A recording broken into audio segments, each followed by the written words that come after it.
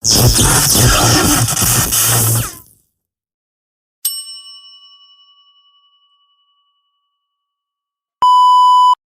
الله الرحمن الرحيم يا أيها الناس كلوا مما في الأرض حلالا طيبا ولا تتبعوا خطوات الشيطان إنه لكم عدو مبين صدق الله العظيم.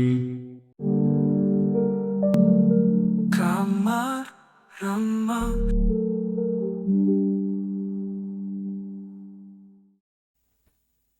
Bismillahirrahmanirrahim. Allahumma salli ala Sayyidina Muhammad. Allahumma salli ala Sayyidina Muhammad. Allahumma salli ala Sayyidina Muhammad. Assalamualaikum warahmatullahi wabarakatuh. Salam sejahtera. Selamat kembali ke channel Si Tukang Cerita. Anda bersama dengan Acap lagi dalam rancangan podcast Kamar Remang. Podcast kisah seram, kisah misteri dan juga kisah mistik untuk anda semua para penggemar kisah-kisah tersebut. Pada anda yang dah like, share dan subscribe channel Si Tukang Cerita ni, Acap ucapkan terima kasih dan Acap sangat-sangat menghargainya, geng.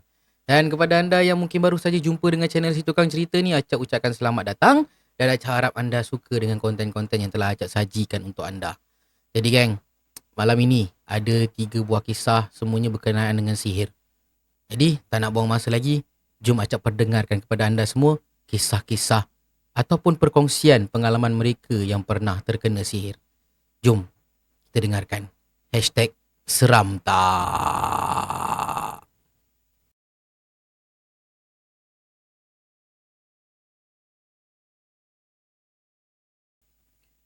Okey, kisah yang pertama ni telah dikongsikan oleh Alia. Alia ni ada hantar cerita dekat Acap. Jadi jom Acap bacakan untuk anda semua. Assalamualaikum warahmatullahi wabarakatuh. Salam sejahtera kepada Acap dan juga kepada semua para pendengar Kamar Remang. Waalaikumsalam. Salam sejahtera. Nama aku Alia dan aku telah berkahwin, mempunyai sepasang cahaya mata. Alhamdulillah.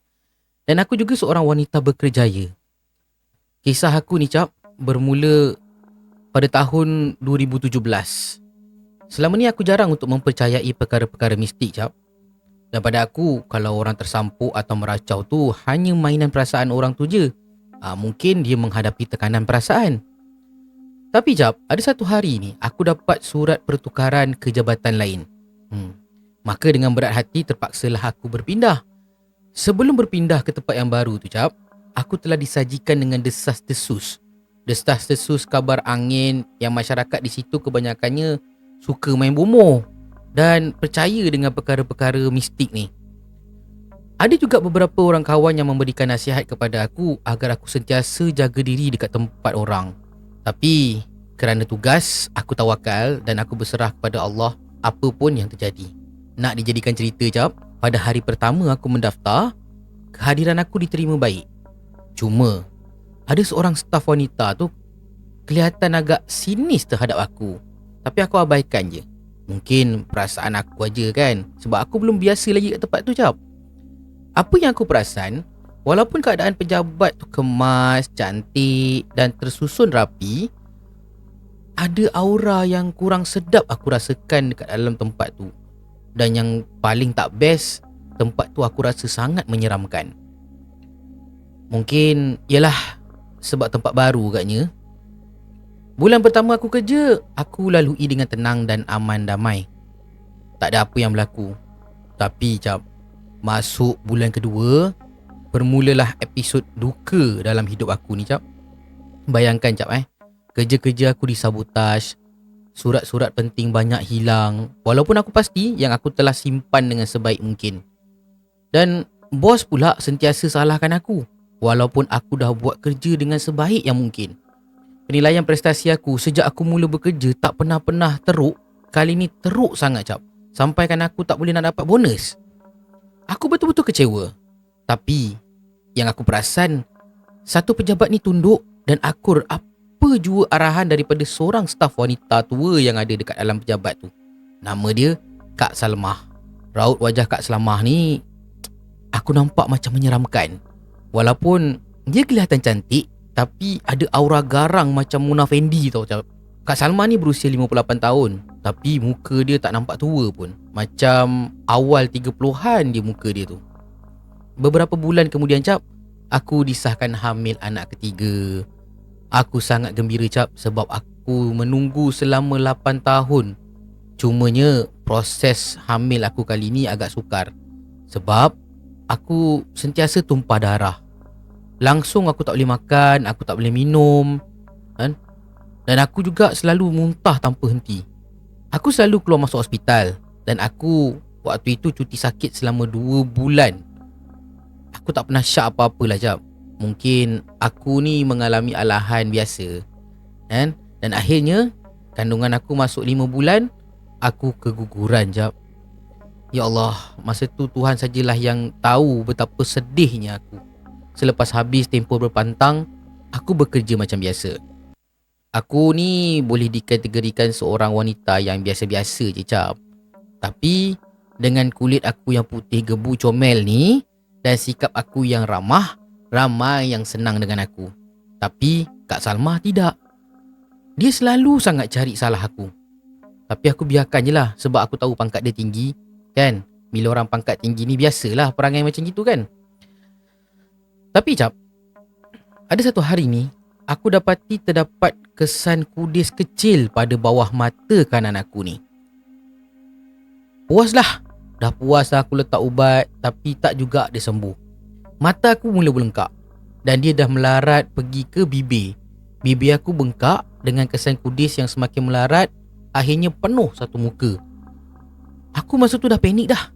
Habis semua klinik aku pergi Cap, termasuklah klinik pakar kulit, dan akhirnya aku buat ujian darah. Tapi ujian darah yang dibuat ke atas diri aku menunjukkan aku tak ada apa-apa penyakit serius. Semuanya normal belaka. Yang paling memeningkan kepala aku adalah tak ada satu ubat pun yang boleh redakan sakit kulit aku ni. Malah dia semakin teruk Cap. Ditambah lagi dengan gatal yang sangat merenyam. Masa tu aku sangat tidak selesa. Keadaan aku ni sangat membimbangkan suami aku, dan aku pula mengalami kemurungan bila melihat keadaan diri aku sekarang. Akhirnya suami aku bawa aku pergi berubat secara tradisional. Di situlah aku dibacakan ruqyah. Dan itulah pertama kali aku tahu apa itu ruqyah Cap. Aku muntah teruk masa ruqyah dibacakan pada diri aku, dan kemudian aku pingsan tak sedarkan diri. Keadaan diri aku semakin parah masa tu. Aku yang dulunya berkulit putih dah macam orang tua. Muka aku berkedut, macam disimbah asid pun ada juga Cap. Malangnya tak ada satu pun perawat yang berjaya memulihkan sakit aku. Kadang-kadang Cap, aku menangis, aku meracau, dan yang paling teruk sekali Cap, badan aku selalu panas. Panas tu macam aku ni tengah dipanggang dekat atas api tau, dia punya tahap panas dia tu. Dengan keadaan aku yang semakin parah ni, aku tak dapat nak tumpukan perhatian aku kepada kerja. Jadi aku ambil keputusan untuk cuti tanpa gaji. 2 tahun berlalu, keadaan aku masih tak berubah Cap. Aku semakin mula merasa rendah diri, hilang keyakinan, dan aku tak nak jumpa dengan orang. Tapi waktu aku sakit, aku dapat surat pertukaran lagi. Dan kali ni aku dinaikkan pangkat. Alhamdulillah Cap, kuasa Allah dalam derita, aku diberikan sinar. Aku berpindah ke tempat baru dalam keadaan yang masih sakit. Dan Alhamdulillah, rakan-rakan di tempat baru sangat baik. Mereka bersimpati dengan nasib aku dan sentiasa memberikan sokongan. Aku mula rasa tenang berada di tempat baru, kerana aku sangka bila telah berpindah akan sembuh dari sakit. Tapi rupanya makin teruk Cap. Selepas 6 bulan aku dekat tempat baru tu Cap, ada seorang rakan sekerja aku ni memperkenalkan aku dengan seorang perawat. Maka bermulalah sesi rawatan aku selama sebulan. Selama aku berubat, akhirnya nampak perkembangan positif pada kulit aku. Orang yang merawat aku mengesahkan yang aku ni terkena sihir. Dan setelah diselidik, tak lain tak bukan, sihir tu daripada Kak Salma. Semasa aku dirawat, satu demi satu rahsia terbongkar. Bila aku dapat tahu perkara macam itu, aku sentiasa berdoa. Tak putus doa aku Cap, minta pertolongan daripada Allah. minta Allah sembuhkan aku. Satu malam, waktu aku tengah dirawat, persoalan demi persoalan terjawab. Rupa-rupanya memang ada makhluk yang mengganggu aku. Dan makhluk itu telah menumpang badan aku sejak aku berpindah ke jabatan aku yang sebelum ini. Makhluk yang mengganggu dan menumpang dalam badan aku ni telah menjelma, Cap. Dan dia meminjam badan aku untuk menceritakan setiap apa yang berlaku. Aku macam tak percaya dengan apa yang dia cerita. Semasa aku kerasukan, keadaan sangat menyeramkan, Cap. Dekat luar, ribut peti, hujan lebat. Tapi satu demi satu makhluk tersebut bercerita. Makhluk tersebut adalah jelmaan Pontianak yang telah dijadikan hamba kepada Kak Salmah selama ni. Rupanya Kak Salmah ni mengamalkan perbuatan syirik dan telah ramai yang jadi mangsa Kak Salmah ni, Cap. Dan akhirnya di akhir sesi rawatan, jelmaan Pontianak tadi tu merayu untuk dia diselamatkan. Sebab dah hampir 10 tahun dia melakukan perbuatan jahat atas arahan Kak Salmah ni. Selama hampir 1 jam jugalah makhluk tu duk bercerita tanpa henti dan pasal Kak Salmah ni. Dan banyak juga persoalan yang telah terlerai. Dan akhirnya Pontianak tadi tu berjaya dikeluarkan daripada tubuh aku dengan syarat yang dia tidak akan mengganggu aku lagi.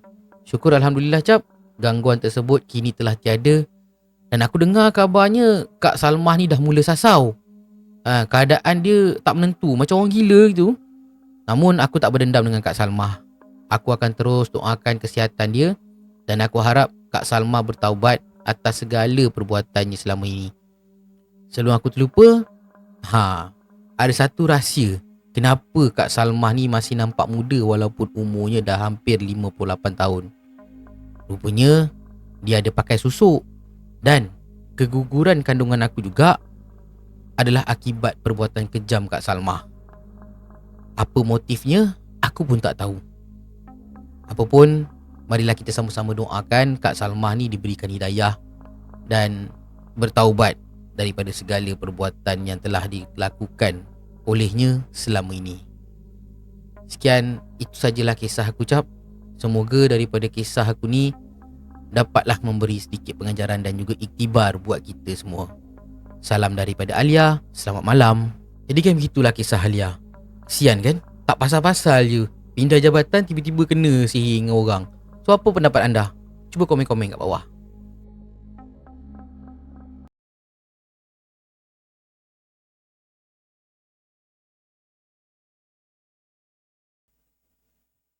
Okey geng, kisah yang kedua ni berlaku dekat Jengka 18. Dan kisah ni dikongsikan oleh seorang perawat. Jadi, jom kita dengarkan kisahnya. Assalamualaikum warahmatullahi wabarakatuh. Terima kasih Acap kerana sudi untuk membacakan kisah ini. Selamat malam juga aku ucapkan untuk semua para pendengar Kamar Remang sekalian. Kali ini aku nak berkongsikan tentang kes rawatan yang berlaku pada satu keluarga di Felda Jengka 18. Kisah ni berkaitan dengan sihir dengki dari bekas isteri dan gangguan mistik alam gaib semasa pembukaan Felda yang tak dibuang ataupun dibersihkan dengan betul. Kisah ni mungkin ramai yang tak tahu. Jengka ni memang tidak asing lagi lah bagi peminat alam mistik. Kerana kawasan tu memang keras. Sebab asalnya dulu hutan tebal sebelum diteruka jadi Felda macam sekarang ni. Kata orang kat situ lah. Sampai kan Cap, kalau korang masuk je kat dalam kawasan kelapa sawit tu, walaupun kat tepi jalan je, korang pasti akan nampak benda-benda yang tak sepatutnya korang nampak. Dengan macam tu je, dengan mudah sekali. Punyalah keras kat tempat tu. Seperti biasa, aku dapat mesej daripada Facebook. Ada pesakit mengadu tentang masalah ataupun gangguan yang dia hadapi. Biasanya aku akan bertanyakanlah beberapa soalan sebelum bergerak untuk merawat. Kata pengadu tu, ayah mereka terkena busung angin. Dan busung tersebut dihantar oleh rakan yang dengki. Ini adalah maklumat daripada perawatan bumuh yang terdahulu lah. Dikatakan ada orang yang dengki dengan kekayaan dan keberadaan serta keluasan tanah yang dimiliki oleh ayah si pengadu ni. Jadi, setelah mendapat maklumat, aku dengan tim pergi ke Jengka 18 dalam misi membantu dengan izin Allah SWT. Sampai je aku dekat sana, aku dapat lihat memang ayah dia memang kena busung angin lah. Tapi dia boleh jalan macam biasa. Tapi perut dia besar, mengening gitu perut dia. Macam orang yang mengandung 9 bulan, kembar 3. Bayangkan dunia besar dia. Bila pergi ke hospital, katanya perut dia tu cuma angin ataupun air je ada dekat perut. Doktor hanya berikan ubat biasa je. Tapi sakitnya tu tetap ada dan semakin melarat. Baik cap, kami tak tunggu lama-lama lagi, kami pun mulakan sesi rawatan. Masa rawatan baru nak bermula cap, isteri muda kepada ayah si pengadu ni kerasukan. Kerasukan dengan mengilai-ngilai macam langsui cap. Lainnya nak berubat, tapi lain pula yang terkena. Disebabkan isteri dia yang tiba-tiba kerasukan dan meronta, kami segera menghentikan rawatan kepada si ayah ni, beralih kepada si isteri dia. Dia punya ketawa mengilai dia ni cap, satu Felda boleh dengar malam tu. Nyaring sangat dan sangat menyeramkan si isi rumah tu. Lepas tu, dia meracau dalam bahasa yang tak difahami. Bahasa apa tak tahu tapi campur-campur dengan bahasa Melayu. Kami semua mengatur nafas dan mulakan bacaan ayat suci Al-Quran. Gangguan rohani amat kuat dan ketara cap, membuatkan aku kurang fokus dan berpeluh-peluh. Tak pernah aku alami benda macam ini selama aku merawat orang. Dan ketika itu bacaan aku mula tunggang langgang. Dan penampakan penanggal beberapa ekor mula menjelma dekat dalam rumah tu. Bayangkan penampakan penanggal lebih kurang 5-6 ekor ada dekat dalam rumah tu. Masya Allah, tak boleh nak aku nak bayangkan. Rumahnya yang tadi berbau harum, kini dah mula berbau tengik. Busuk menusuk sampai ke hidung cap. Isteri kepada ayah si pengadu ni ataupun mak tiri dia menghempas-hempaskan badan dia ke lantai. Anak-anak dia dengan cucu-cucu dia yang lain yang waktu itu sedang melihat proses rawatan ketakutan cap. Dan salah seorang tim aku dah mula membacakan ayat peninding untuk ahli keluarga dia yang lain untuk mengelak daripada kesampukan. Jadi terbukalah rahsia bahawa sihir ni telah dihantar oleh bekas isteri pertama yang hilang hak untuk menuntut harta setelah bercerai dengan ayah si pengadu ni. Dia bercerai kerana dia curang. Kalau curang dikira nusus. Kalau nusus, memanglah si isteri ni tak dapat apa-apa hak, tak dapat nak tuntut apa-apa hak pun selepas bercerai dengan bekas suami. Baik. Sihir yang dihantar oleh isteri pertama ayah si pengadu ni dibuat oleh seorang Sami dari utara tanah air. Bayaran dia bukan sikit-sikit geng, ribuan ringgit katanya. Dan sihir tu dihantar kerana nak menghalau sekeluarga ni keluar daripada rumah mereka tu. Dan si bekas isteri ni juga bercadang untuk mengambil alih harta-harta ayah si pengadu ni secara paksa rela. Bukan itu saja cap, kawasan penempatan keluarga ni juga tak bersih dengan betul. Banyak peninggalan tempat tinggal makhluk gaib yang sebelum ni hutan tak dipindahkan dan tak dibersihkan dengan betul. Jadinya gangguan makin menjadi-jadi dan semakin kuat waktu itu cap. Dan aku adalah interview keluarga ni. Menurut cerita ahli keluarga, mereka pernah panggil Sami agama Hindu untuk merawat mereka sekeluarga, walaupun mereka tu beragama Islam cap. Rupa-rupanya cap, bukannya Sami tu nak merawat.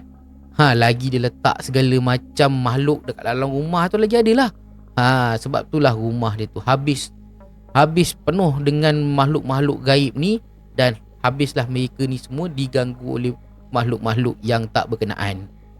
Setelah diselidik lebih dalam lagi, mereka juga ada pernah buat khianat dengan ibu mereka sendiri dalam pembahagian harta. Maknanya ada penipuan pada pembahagian harta, dalam dokumen pembahagian harta tu sendiri. Jadi aku tak nak cakap banyak. Mungkin ini adalah kifarah untuk mereka. Wallahu a'lam bisawab. Jadi cap, kami meneruskan tugas kami untuk merawat dan membersihkan kawasan tempat tinggal si pengadu ni. Alhamdulillah, dengan kekuasaan Allah Subhanahu Wa Taala, kami berjaya menangkap dan mengurung benda-benda yang telah mengganggu mereka sekeluarga. Walau bagaimanapun cap, sihir tu masih belum dipatahkan kerana ia mengambil masa juga cap. Dan perlu ada beberapa lagi sesi rawatan untuk keluarga ni. Namun cap, mereka sekeluarga tak mahu meneruskan rawatan. Tak nak meneruskan rawatan dengan kami satu tim sebab mereka dalam kekangan masa dan jarak nak turun ke tempat kami ni agak jauh. Jadi kami bekalkan keluarga ni dengan amalan dan garis panduan untuk mengekang masalah sihir ni sebelum mereka mencari perawat yang ada dekat-dekat dengan mereka ni. Dan aku sekali lagi ingatkan pada mereka, jangan cari bomoh ataupun perawat yang tidak merawat menggunakan ayat-ayat Al-Quran, sebab ia akan lebih mengeruhkan keadaan. Jadi jap, akhirnya proses rawatan malam itu berakhir, yang berlangsung hampir 5 jam. Dan malam tu juga kami bergerak balik semula ke base kami. Amat sedih sebab kami tak dapat nak meneruskan fardu kifayah ni, kan? Tapi jap, sebelum balik kami sempat masuk jauh ke dalam kawasan kelapa sawit untuk tanam benda yang telah kami kurung tu. Semasa melangkah masuk, seram juga jap. Seram. Dan aku nampak bermacam makhluk lain muncul meninjau apa yang aku tengah buat dekat situ. Alhamdulillah, kami satu tim dilindungi Allah. Dan balik tu aku yang drive. Semasa aku drive, tim aku termasuk guru aku dah tidur. Dan apa yang aku perasan semasa aku drive di LPT dari Jengkel 18 sampailah ke Karak tu cap, tak putus-putus aku diganggu dengan penampakan benda gaib sepanjang jalan sampai ke Tol Karak. Lepas tu barulah mereka hilang. Alhamdulillah jap, selamat sampai dekat rumah masing-masing. Dan dengan cerita keluarga berkenaan masih lagi ikhtiar untuk berubat dan mendapatkan kesembuhan sepenuhnya cap. Baiklah, sedikit pesanan untuk diri sendiri, Acap dan juga semua para pendengar. Kesembuhan dan kesakitan itu semua ketentuan Allah Subhanahu Wa Taala. Kita dituntut untuk berusaha mencari kesembuhan dan jangan buat khianat. Buka aib orang dan mensyirikkan Allah Subhanahu Wa Taala tu adalah satu perbuatan yang tidak baik. Semoga kita semua mendapat keberkatan dan pengakhiran di dalam husnul khotimah. Itu saja perkongsian daripada aku untuk malam ini cap. Terima kasih kerana sudi untuk menyampaikan perkongsian aku ni. Semoga memberi manfaat kepada semua. Assalamualaikum warahmatullahi wabarakatuh. Jadi begitulah perkongsian daripada Syed As-Siddiq. Beliau adalah seorang perawat yang menggunakan ayat-ayat suci Al-Quran untuk merawat mereka-mereka ataupun pengadu-pengadu yang terkena masalah penyakit-penyakit misteri, gangguan-gangguan mistik macam inilah. Dan mudah-mudahan kita dapatlah sedikit pengajaran dan juga iktibar daripada kisah yang dikongsikan ni kan. Nak cari perawat, kita kena cari yang elok-elok lah ya. Lepas tu janganlah khianat sesama sendiri, lebih-lebih kepada ahli keluarga, lebih-lebih kepada ibu kita sendiri. Astaghfirullahalazim. Harap-harap kita dijauhkan daripada perkara-perkara begini geng ya. Allahu Akbar.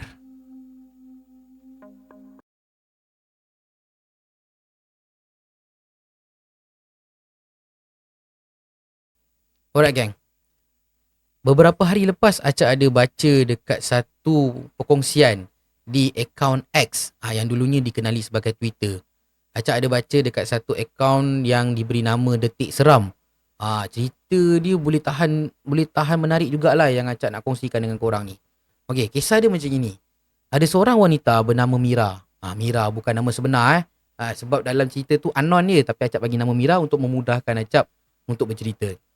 Mira ni berumur 21 tahun ketika kejadian dan dia bekerja dekat sebuah restoran. Restoran dia ni menyediakan perkhidmatan penghantaran makanan juga. Jadi si Mira ni adalah supervisor dekat restoran tu. Nak dijadikan cerita geng, satu hari waktu tu dia kerja shift petang sampai ke malam. Tiba-tiba telefon dekat restoran dia berbunyi. Dia pun angkat telefon tu. Bila dia angkat telefon tu, ada seorang lelaki kata makanan dia tak sampai-sampai lagi. Sedangkan dia dah order lama dah.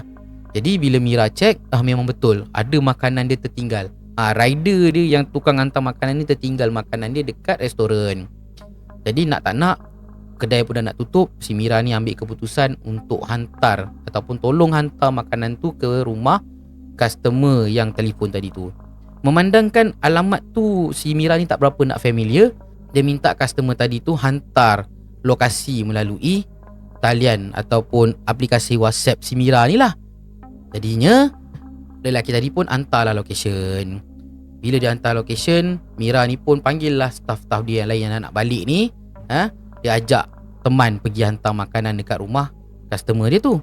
Jadi dalam satu kereta ni ada 5 orang. Mira yang memandu waktu itu. Jadi dia pun buka Waze, pergilah dia. Lebih kurang setengah jam baru si Mira ni sampai.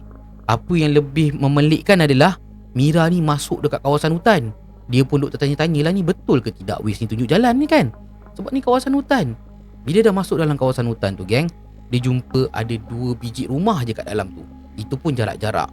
Dan akhirnya dia sampai dekat tempat yang dia nak tuju. Bila dia sampai kat situ, dia pun WhatsApp. Dia pun WhatsApp dekat customer lelaki tadi tu, kata dah sampai. Dan selang beberapa minit nampaklah seorang lelaki yang kemungkinan dia punya umur tu dalam 40-an macam itulah, keluar daripada rumah dengan tersenyum-senyum je gitu. Seluar pendek, t-shirt gitu je. Jadi si Mira ni pun bagilah makanan dia kepada customer lelaki dia tu, kan. Dan customer tu katalah, minta maaf lah kan, sebab menyusahkan awak je hantar malam-malam ni. Kenapa tak suruh rider je hantar, kan. Jadi si Mira ni tak naklah berbasa-basi. Dia kata, tak apalah, saya dah nak balik, jadi saya hantar je lah, kan. Lepas tu si lelaki tu pula cakap, nanti kejap, ada hadiah sikit lah untuk awak. Dia pun masuk dalam rumah. Masuk dalam rumah, dia keluar balik bawa satu beg plastik. Dia kata, nah ambil lah ni, makanan frozen je, tak ada apa nak bagi kat awak. Si Mira ni mula-mula menolak. Dia kata, tak apalah cik, ni memang tanggungjawab saya hantar makanan apa semua. Tapi lelaki tu insist, suruh tetap berkeras juga, suruh si Mira ni terima. Jadinya si Mira ni pun terima dengan tangan kanan. Okey, dalam plastik tu ada pau, ada kari pap dan juga ada samosa. Frozen lah semua. Jadi Mira ni pun masuk dalam kereta. Dia cakap dengan staff-staff dia lain, dapat makanan ni, malam ni kita kenduri.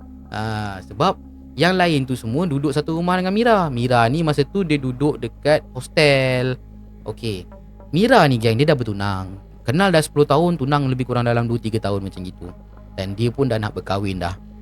Sampai dekat rumah, dia orang pun masak lah pau tu, goreng lah kari pap tu, goreng lah samosa tu. Dia orang kenduri lah malam tu, makan.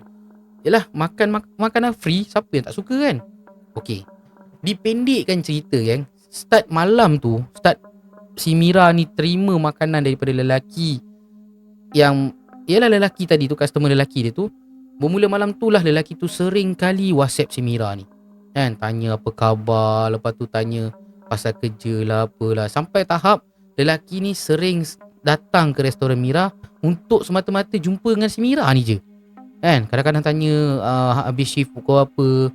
Dan yang paling Mira annoying adalah dia selalu ajak pergi keluar tengok wayang lah apa benda semua tu. Jadi ada satu malam dia WhatsApp si Mira ajak keluar. Si Mira ni kata tak boleh, kan, sebab dia dah bertunang, tak lama lagi dia nak kahwin, kan. Kebetulan masa tu kad kahwin dia pun dah siap, kan. Kad kahwin kan secara digital dan sekarang. Dia pun hantarlah WhatsApp kad kahwin tu kepada lelaki tadi. Sejak si Mira ni hantar kad kahwin tu kepada lelaki tadi ni pun tak ada mesej-mesej dia lagi dah. Jadinya geng, dipendekkan cerita lagi, si Mira ni pun akhirnya menikah dengan tunang dia tu.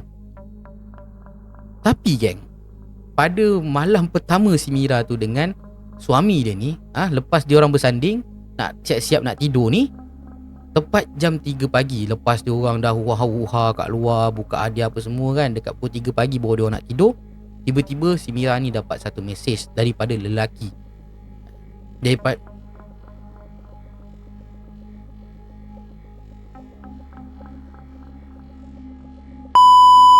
Daripada customer lelaki dia yang dah lama tak kontak dia tu, kan.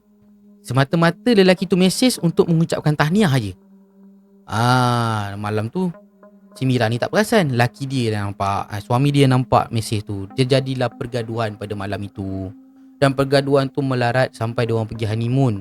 Allah, kesiannya lah si Mira ni kan. Nak dijadikan cerita geng, si Mira ni lepas kahwin dia masih PJJ dengan suami dia. Suami dia kerja dekat tempat lain, dan Mira ni masih bekerja dekat restoran yang sama dan masih tinggal dekat hostel yang sama, bersama dengan staff-staff dia yang lain lah, staff perempuan yang lain tu lah. Okey, sejak daripada mesej yang dia hantar pada malam selepas dia bersanding tu, kan, Mira ni selalu diganggu tau. Selalu terdapat gangguan yang macam dengar bunyi orang berjalan lah, kan. Lepas tu nanti dengar bunyi, ada bunyi guli lah. Lepas tu dia dengar macam ada orang berbisik-bisik dengan perkataan yang dia tak faham lah. Macam-macam gangguan yang diterima, kan. Sampai ke muncak dia, ada satu hari ni Mira ni tak kerja, dia off day hari tu, kan. Kawan-kawan dia semua kerja. Masa waktu tengah hari dia tengah nak tengok TV, tiba-tiba dekat hostel itu dia dengar ada orang tengah bergembira bercakap dekat dalam hostel dia. Beria-ria orang tu berborak. Si Mira ni dah pelik, kawan-kawan dia ni dah balik ke? Jadi si Mira ni pun keluar daripada bilik dia, pergilah tengok kawan-kawan dia dah balik. Tapi geng, hostel tu tak ada orang, sunyi. Dia keluar tu terus sunyi, tak ada suara orang ketawa, tak ada suara orang bercakap, tak ada, semua tak ada. Dan gangguan-gangguan tu dah semakin teruk dah. Akhirnya si Mira ni, kemuncak dia adalah dia ni selalu bergaduh dengan suami dia.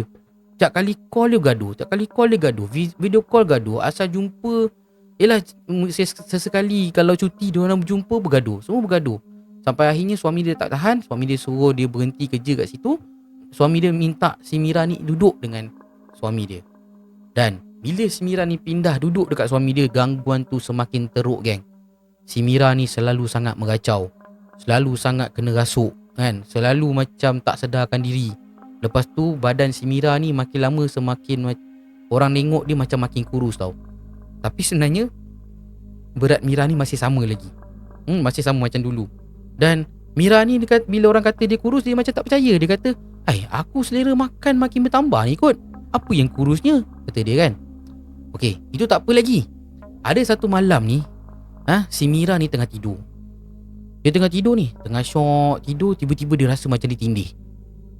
Masa dia tengah ditindih tu geng, si Mira ni masa dia tengah meracau-racau cuba untuk melepaskan diri dia daripada ditindih, dia ternampak dekat ujung katil tu ada satu jelmaan perempuan. Perempuan tu muka dia tak rupa orang lah, muka macam muka tengkorak Mira kata. Rambut dia putih menggerbang, pakai baju lusuh kan, sambil tersengih melihat dia ditindih. Dan perempuan tu semakin kuat si Mira ni baca ayat-ayat suci Al-Quran nak melepaskan diri daripada ditindih, semakin kuatlah si perempuan tua tu mengilai kan. Dan akhirnya si Mira ni meronta-ronta, disedari oleh suami dia. Suami dia kejut lah. Yang ni kenapa ni kan. Bila dah dikejut, si Mira ni pun dah lepas daripada ditindih tu, dia sedar muka Mira ni katanya memang pucat. Kalau ditoreh ni tak keluar darah ni. Dia punya tahap pucat dia tu geng. Mira kata kejadian sebegitu rupa akan terjadi selang 3 hari. Selang 3 hari jadi, selang 3 hari jadi, selang 3 hari jadi benda macam itu. Jadi suami dia macam dah kenapalah dengan bini aku ni, apa masalah awak ni kan. Dah jomlah kita pergi berubat. Akhirnya si Mira ni pergi berubat. Pergi dengan ustaz ni tak jalan, pergi dengan ustaz ni tak jalan, pergi dengan ustaz sana tak jalan. Dah berapa banyak ustaz dia pergi, semua tak jalan. Cuma dia ada perasan satu. Setiap kali dia pergi merawat dengan ustaz, tangan kanan dia mesti shaking. Tangan kanan dia mesti shaking. Setiap kali dia pergi buat rawatan, setiap kali tu dia akan dirasuk. Dan setiap kali dia rasuk, dia akan marah suami dia. Dia marah suami dia, dia cakap, kenapa kau kahwin dengan dia? Kenapa kau kahwin dengan budak ni? Budak ni milik aku. Kau tak boleh kahwin dengan dia. Budak ni milik aku. Setiap kali si Mira ni kena rasuk, dia akan cakap macam tu pada laki dia. Laki dia pening kepala babe dengan bini dia macam ni kan. So lepas tu tak settle jugalah kan. Gangguan makin teruk, Mira ni dah semakin kurus. Lepas tu dia ni dah nampak dah macam orang gila dah kan, murung. Lepas tu kejap-kejap mengilai, kejap-kejap meracau, kejap-kejap menjerit. Dan akhirnya diorang disarankan untuk jumpa dengan seorang ustaz daripada Darul Shifa katanya. Dia kata ustaz ni memang power lah. Okey, so suami dia pun bawa lah si Mira ni jumpa dengan ustaz ni. Bila jumpa dengan ustaz ni senyum je tengok si Mira ni. Kenapa? Ada masalah apa? Ustaz dia kata, tak, ni ustaz, isteri saya ni sekian. Suami si Mira ni pun ceritakan apa yang berlaku. Dan lepas tu okey tak apa, saya cuba tolong mana yang boleh. Jadi ustaz tu pun mulakanlah rawatan. Bila mulakan rawatan, benda tu macam biasalah. Tangan si Mira ni sebelah kanan ni akan shaking. Dia akan shaking. Lepas tu Mira ni akan pingsan dan dia akan kerasukan. Bila kerasukan macam biasa, dia akan marah lah suami dia tadi kan. Kau kahwin dengan dia kenapa? Dia ni aku punya. Kau ni memang bodoh. Kenapa kau kacau aku punya perempuan? Kenapa kau? Kau ni bodoh. Dia cakap macam tu. Jadi ustaz ni pun tenangkan dia. Tenang. Tak tahulah macam mana ustaz tu berdiplomasi dengan benda yang merasuk dalam badan Mira ni. Akhirnya ustaz ni dapat berdialog dengan makhluk yang ada dekat dalam badan Mira ni. Dia kata, kau ni siapa?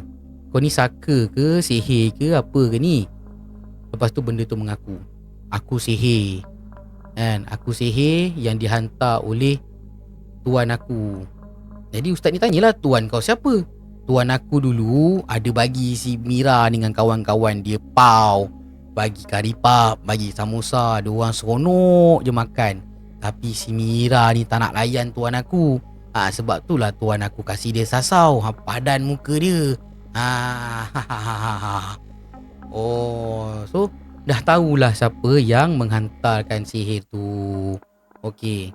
Jadi ustaz ni pun cubalah nak merawat. Dalam proses rawatan tu akhirnya terbongkar. Ustaz ni kata ada lebih daripada 9 jin dekat dalam badan si Mira ni.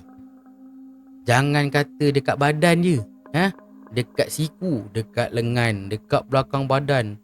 Yang paling teruk apa geng? Jin-jin ni dah beranak pinak dan berumah dekat rahim si Mira ni. Dekat kemaluan Mira pun ada yang duduk kat situ. Sampaikan mereka kunci nafsu si Mira ni. Sebab itulah suami dia kata apa? Sepanjang dia berkahwin dengan si Mira ni langsung tak nak peluk dia. Mira ni langsung tak nak layan nafsu batin dia. Langsung tak nak. Mira kata geli. Mira kata, kau ni hodoh, aku tak nak dengan kau. Dia kat macam tu. Rupa-rupanya makhluk jin tu dah tutup semua dah benda ni. Dan ada certain jin yang kat dalam badan si Mira ni dah mula makan. Dah mula makan badan Mira ni. Dah mula nak menguasai keseluruh badan si Mira ni. Sebab tu Mira ni dah macam orang bengong dah. Dan akhirnya ustaz ni pun keluarkanlah satu persatu jin yang ada dekat dalam badan ni. Daripada jin yang kecil, jin yang sederhana, sampailah jin yang paling besar. Jin yang paling besar tu kat mana dia duduk? Ni dekat bawah lengan ni.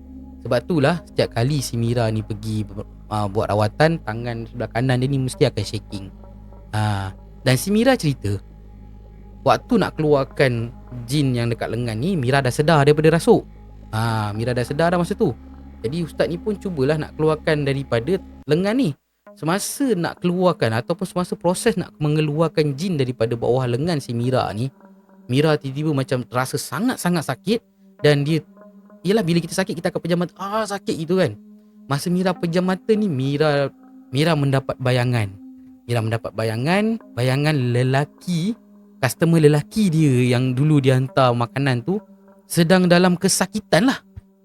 Sedang dalam kesakitan, sedang menjerit kesakitan waktu tu. Bayangan dia kan. Dan akhirnya jin yang daripada lengan ni dengan si Mira ni dapat dikeluarkan.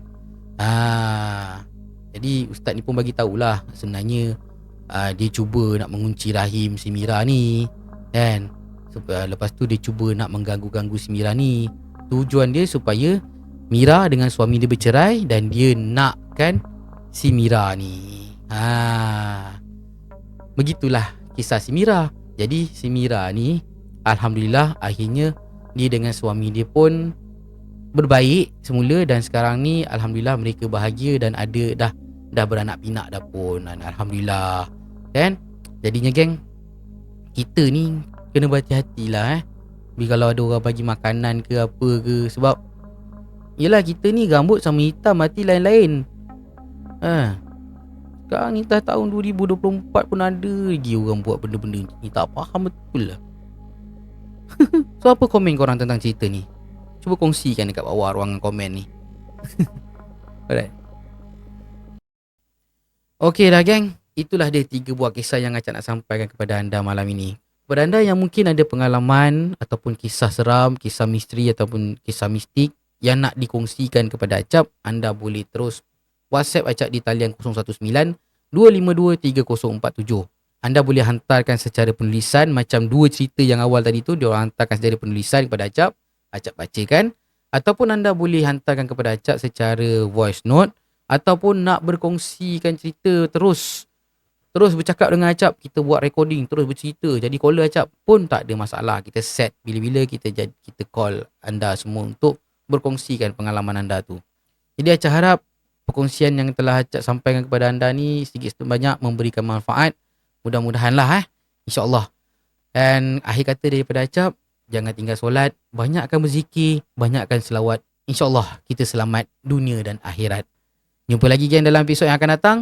Assalamualaikum warahmatullahi wabarakatuh. Selamat malam. Tiada maaf, hanya penantian yang penuh resah. Kamar remang, tu saksi abadi, cerita hidup yang penuh duri. Takkan hilang walau ku pergi, kau kekal di sini menemani.